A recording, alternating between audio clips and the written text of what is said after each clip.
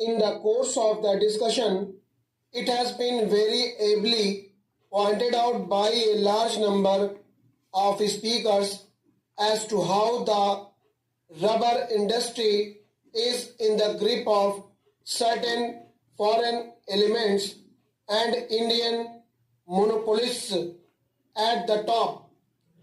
We know that there are small planters and producers, but the hold of the Dunlop company was also mentioned. So far as the big industries are concerned, it has been their policy to capitalize the money and to put money in the reserve fund instead of utilizing such funds and profits for improvement of the working classes and for the betterment of the laborers. It was pointed out yesterday that the Dunlop company gave very high dividends. You will be shocked to know that while the company had money to declare a dividend of 40% and also to capitalize a part of the profits, it did not give at all a fair deal to the workers. On the contrary, they were kept at more or less the same old level where they had a kind of labor, practically speaking. Therefore, it becomes necessary to look into this matter.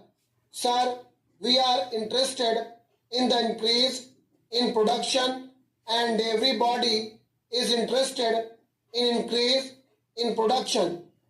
The production of rubber, coffee or of any other essential commodities or imported commodities must undoubtedly be increased in the country, but merely by appointing a board or by taking certain powers into the government's hands or investing the board with such powers, you cannot ensure increase in production.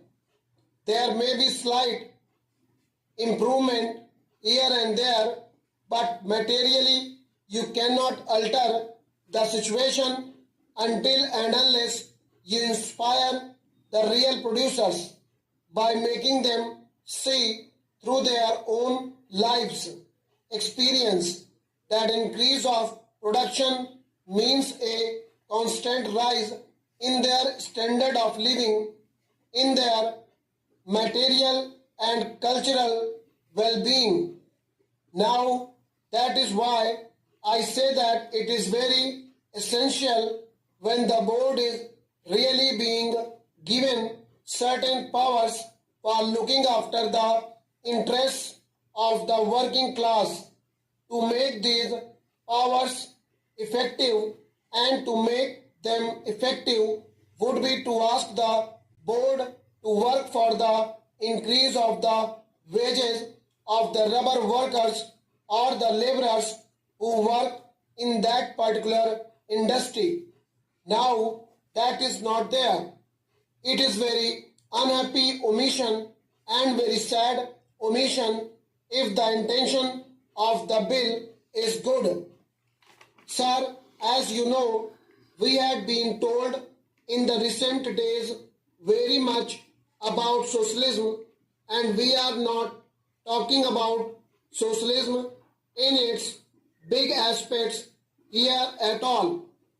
This is not our concern here, but if you at all really have such feelings, if you think that socialism is something which one has to swear by, even though the ideas of socialism were first propagated 1 century ago, then give some expression to it. But we know that there will not be socialism at all under you. All that we say is if you swear by socialism, talk about socialism. If the members of that side of the house, go to some other houses and hear lectures very seriously. They should come here and tell us that they are also going to increase the wages of the workers when such measures are brought up.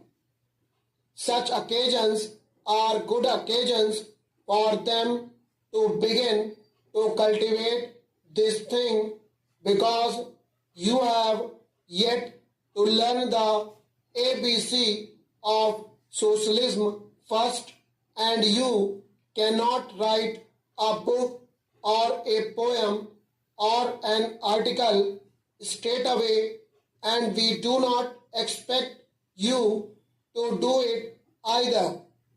But if you are really sincere about what you are talking, you should try to learn the ABC, that is to say, begin with giving the workers a fair deal, giving them a living wage, and dealing with the workers.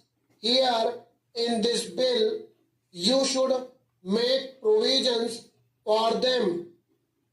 I do not suggest to the minister that in this bill there should be provision that so much wages shall be given to the rubber plantation worker, or fix a scale and all that sort of thing.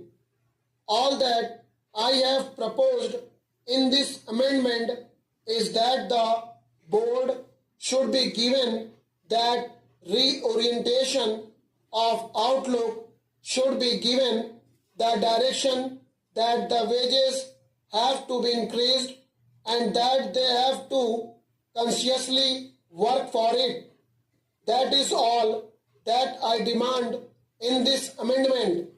Sir, we do not like that our workers should be exploited by the people, and he will not deny, because it has been pointed out from that side of the house also that huge profits are being amassed.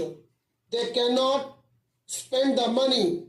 The British, who are earning out of this industry, cannot spend the money.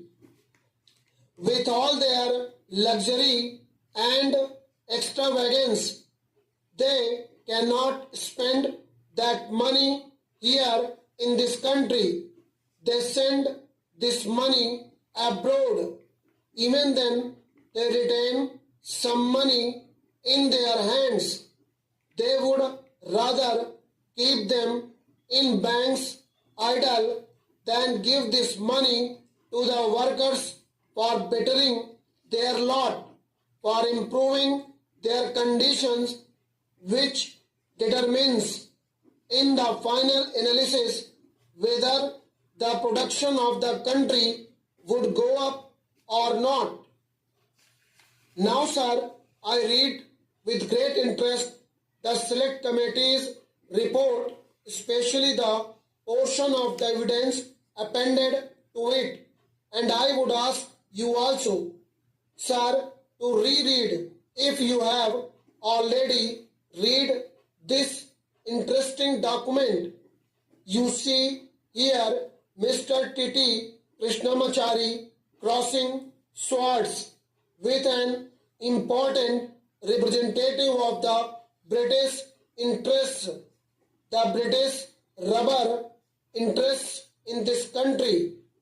Now it is all a wordy battle.